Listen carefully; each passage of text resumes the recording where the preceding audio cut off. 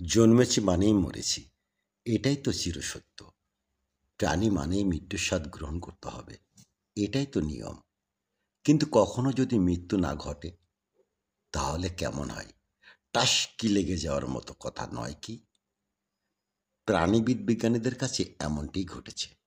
Backward ageing jellyfish প্রাণীবিদদের কাছে যার পরিচয় টারিটোপসিস ডর্নি।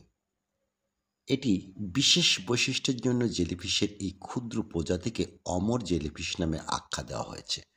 এটাই পৃথিবীর একমাত্র প্রাণী যারা কখনোই মৃত্যুবরণ করে না।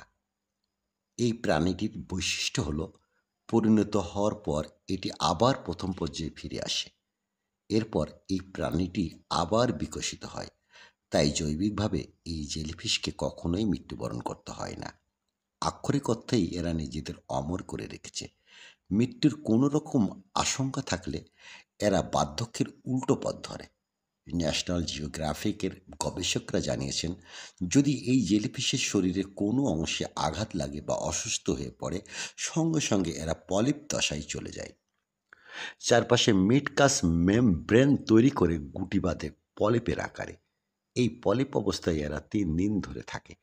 এর মধ্যে শরীরের সব কোষকে নতুন কোষে রূপান্তর করে জেলিফিশটি আর বয়স একদম কমিয়ে ফেলে।